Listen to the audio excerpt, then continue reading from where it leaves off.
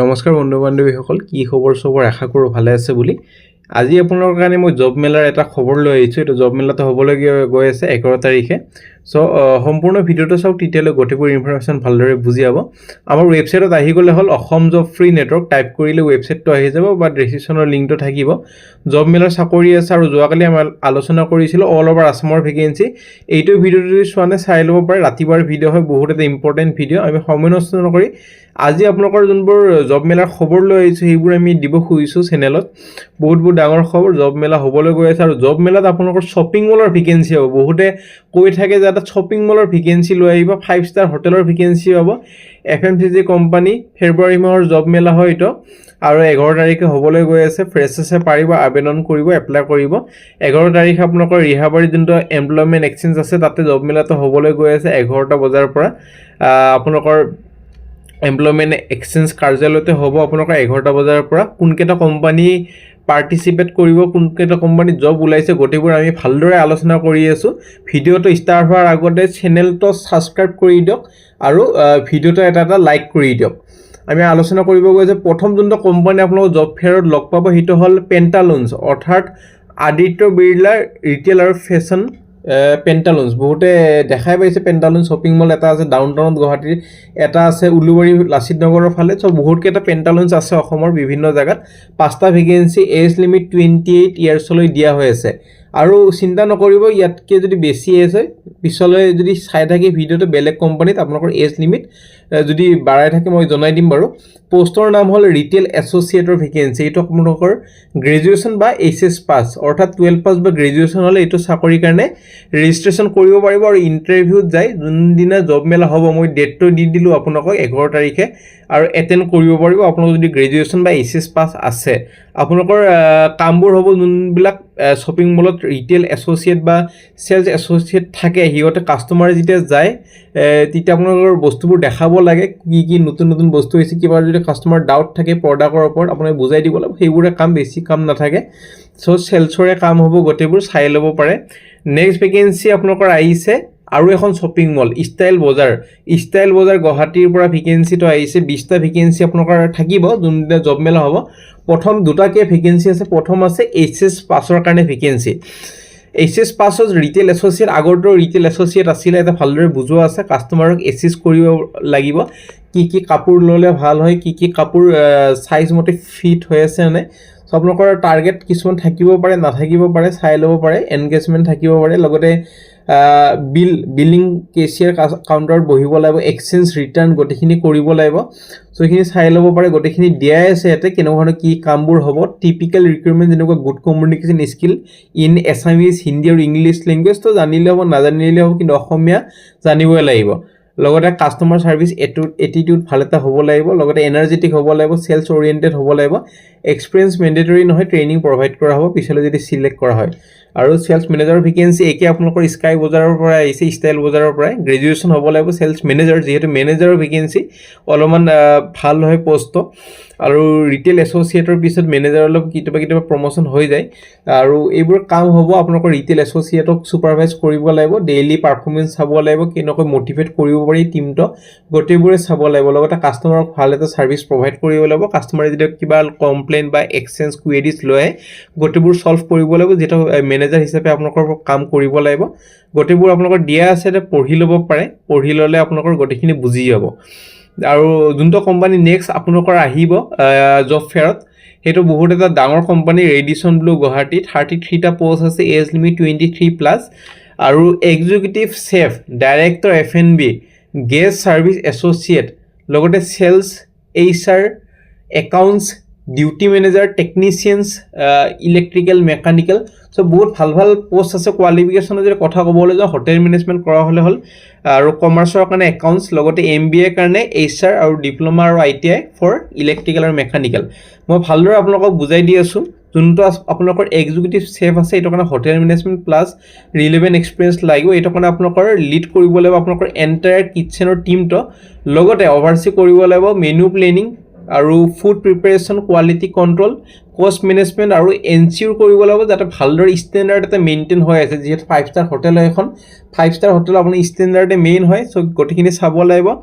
Director F&B কাৰণে আপোনালোকৰ director of food আৰু বেভাৰেজ হোটেল মেনেজমেণ্ট কৰা হ'ব লাগিব MBA কৰা হ'লে হ'ব সিনিয়ৰ F&B এক্সপিৰিয়েন্স অভাৰসি কৰিব লাগিব ফুড আৰু বেভাৰেজখিনি ভালদৰে আছে না নাই গোটেইবোৰ চাব লাগিব আপোনালোকৰ ৰিভিনিউ তাৰপিছত manage team ensure guest satisfaction compliance আৰু প্ৰফিটেবিলিটি গোটেইখিনি চাব লাগিব নেক্সট যোনটো পোষ্ট আপোনালোকৰ পাব 5 ষ্টাৰ হোটেলত সেইটো হ'ল গেষ্ট সাৰ্ভিস এছ'চিয়েট এটো কাৰণে হোটেল মেনেজমেণ্ট বা গ্ৰেজুৱেচন কৰা হ'ব লাগিব লগতে ফ্ৰণ্ট অফিচ আৰু হস্পিটেলিটি এক্সপিৰিয়েন্স হ'ব লাগিব ফ্ৰণ্ট ডেস্ক ডিউটিজ যেনেকুৱা চেক ইন চেক আউট কাস্টমাৰে যেতিয়া এটা হোটেলত আহে যেতিয়া চেক আউট কৰে যেতিয়া হোটেলৰ পৰা যায় তেতিয়া চেক আউট কৰে সেইবোৰ চাব লাগিব লগতে ৰিজাৰ্ভেশনখিনি চাব লাগিব লগতে কাস্টমাৰ কিবা যদি এনকুৱেৰিজ কৰে গোটেইখিনি চাব লাগিব বিলিং চাব লাগিব আৰু ডেলিভাৰ কৰিব লাগিব এক্সিলেন্ট গেষ্ট এক্সপিৰিয়েন্স সো চাই ল'ব পাৰে আৰু সেলছৰ কাৰণে আপোনালোকৰ গোটেইখিনি চাব লাগিব আপোনালোকৰ হোটেল মেনেজমেণ্ট বা গ্ৰেজুৱেচন হ'লে হৈ যাব সেলছৰ কাৰণে এটা কাৰণে প্ৰমোট কৰিব লাগিব sales service handle corporate MIC meeting incentive conference exhibition clients generation lead negotiate contract আৰু এচিভ কৰিব লাগিব ৰিভিনিউ টাৰ্গেটবোৰ HR কাৰণে HR মেনেজমেণ্ট HR মেনেজাৰৰ ডিউটি কৰিব লাগিব MBA in HR plus hotel HR experience হ'ব লাগিব মেনেজ কৰিব লাগিব কিবা যদি ৰিকুৱাৰমেণ্ট আনে লগতে employee relation training performance appraisal parole compliance with labour law ফস্টাৰ with positive work culture গোটেইখিনি চাব লাগিব একাউন্টছৰ কাৰণে একাউন্টছ সুপাৰভাইজাৰ এটা কাৰণে কমাৰ্চ গ্ৰেজুৱেচন অৰ্থাৎ বিকম পাছ কৰা হ'ব লাগিব লগতে একাউন্টছত যদি কাম কৰা অভিজ্ঞতা আছে এটা ভালেমান আপোনালোকৰ প্ৰেফাৰেন্স পাব এইটো কাৰণে আপোনাৰ ফাইনান্সিয়েল যোনবোৰ কাম থাকে বাজেটিং হওক টেলি GST অলপমান নলেজ থাকিব লাগিব বাকিখিনি শিকাই দিয়া হ'ব আৰু ডিউটি মেনেজাৰৰ কাৰণে হোটেল মেনেজমেণ্ট কৰা হ'ব লাগিব সুপাৰভাইজাৰ এক্সপিৰিয়েন্স লাগিব ওভাৰসি কৰিব লাগিব হোটেলৰ কি এছাইন শিফট আছে কাৰ কি ডিউটি থাকিব কিছুমানৰ নাইট ডিউটি হোটেলত থাকে কিছুমানৰ ডে শিফট থাকে সো গোটেইবোৰখিনি চাব লাগিব চোৱাচিতা কৰিব লাগিব সুপাৰভাইজ কৰিব লাগিব টেকনিচিয়ানৰ কাৰণে ইলেক্ট্ৰিকেল আৰু মেকানিকেল এইটো কাৰণে ডিপ্লোমা কৰা হ'ব লাগিব ইলেক্ট্ৰিকেল বা মেকানিকেল প্লাছ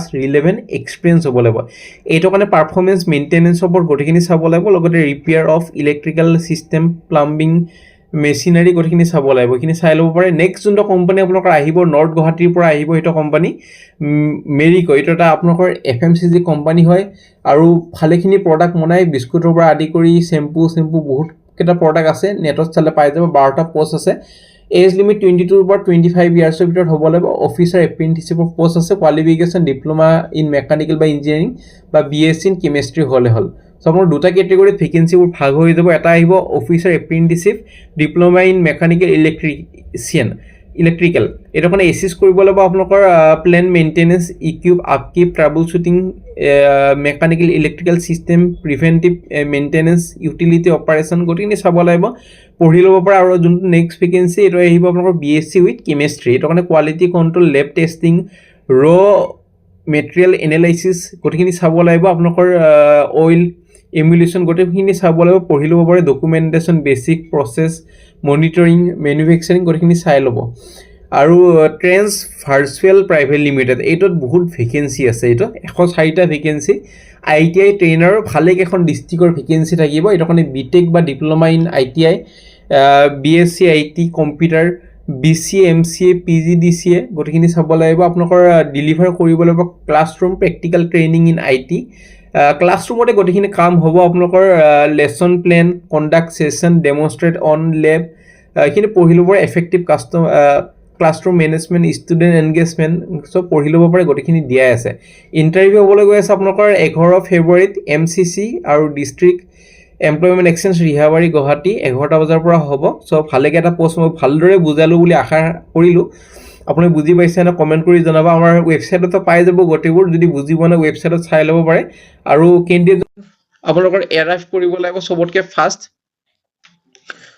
সবতকে ফাষ্ট আৰ্লি এৰাইভ কৰিব লাগিব উইথ আপডেটেড ৰিজিউমি আৰু education certificate experience proof employment exchange card if applicable dress ভালদৰে কৰিব লাগিব যেহেতু ইন্টাৰভিউ এটা কাৰণে যাই আছে সো ড্ৰেছ ভালকে কৰিব লাগিব আৰু গোটেইখিনি চাব লাগিব গোটেইখিনি পঢ়ি ল'ব পাৰে কেণ্ডিডেটজন আপোনালোকৰ এটেন্ড কৰিব লাগিব সিলেকশন প্ৰসেছৰ কাৰণে 11টা বজাৰ পৰা হ'ব ৰেজিষ্টাৰ কৰি ল'ব পাৰে লিংকটো এতে দিয়া আছে আপোনালোকৰ ক্লিক কৰি চাই ল'ব পাৰিব গোটেইখিনি ৰেজিষ্টাৰ কৰি পেলাই আপোনালোকৰ 11টা বজাত নেক্সট দিন ইন্টাৰভিউলৈ যাব পাৰিব এটা mini recruitment drive district employment exchange model career গোটেইখিনি চাব পাৰে, গোটেইখিনি দিয়া আছে ইয়াতে, গোটেইখিনি ইয়াতে দিয়া আছে, গোটেইখিনি পঢ়ি ল'ব পাৰে কেনেধৰণে কি কাম হ'ব। Application receive through online mode, আপোনালোকৰ লিংকটো এইটো link, will be eligible for interview, no' application will be accepted in other month. So' অফলাইনত এপ্লিকেশ্যন দিলে নহ'ব, অনলাইনে এপ্লিকেশ্যন আপোনালোকৰ দিব লাগিব, এপ্লিকেশ্যনখন জমা দিব লাগিব, যোনটো লিংক এইটোত ফিল আপ কৰি পেলাই। চ' অফলাইন লৈ গ'লে নহ'ব, এতিয়া আপোনালোকৰ অনলাইনে আমাৰ ৱেবছাইটত পাই যাব লিংকটো, ক্লিক কৰি চাই ল'ব। আৰু আপোনালোকৰ নাম, জেণ্ডাৰ, মেল ফিমেল, তাৰপিছত ৰেজিষ্ট্ৰেশ্যন নাম্বাৰ, এমপ্লয়মেণ্ট এক্সচেঞ্জ থাকিবলৈ চবৰে আজিকালি থাকে, 10 পাছ নে 12 পাছ নে কিমান পাছ, গোটেইখিনি দিয়ক। ইয়াতে গোটেইখিনি দিয়া আছে, ষ্টেন'গ্ৰাফি কৰিছে নে BTech MBA, গোটেইখিনি দিয়ক, ডেট অফ বাৰ্থ দিয়ক, ডিষ্ট্ৰিক্ট দিয়ক, পষ্টিং কোনখন ডিষ্ট্ৰিক্টত পষ্টিং লাগে, আউটছাইড আছাম নে আছামত লাগে নে গুৱাহাটীত লাগে, ডটত ক্লিক কৰি ল'ব। Mobile number, email ID, experience যদি আছে, গোটেইখিনি দি আপোনালোকৰ ছাবমিট কৰি দিলে হ'ল, আৰু 11 তাৰিখে ইণ্টাৰভিউটো এটেণ্ড কৰি দিলে হ'ল। চ' আশা কৰিছোঁ ভিডিঅ'টো চাই যদি ভাল লাগিল, লাইক এটা কৰিবলৈ নাপাহৰিব, আৰু আগলৈ কি কি ভেকেঞ্চি লাগে কমেণ্ট কৰি জনাওক। আৰু আমাৰ হোৱাটছএপ গ্ৰুপ আছে, টেলিগ্ৰাম গ্ৰুপ আছে, ইনষ্টাগ্ৰাম পেজ আছে, জইন কৰিব নাপাহৰিব, আৰু ভাল আপডেটৰ বাবে। আৰু আজিলৈ মানে কাইলৈ লগ পাম, ৰাতি বা কালি ভিডিঅ' আহিব 8টা বা 7:30 মানত। চ' জইন হ'ব কোনে কোনে প্ৰাইভেট জব ইণ্টাৰেষ্টেড হয়।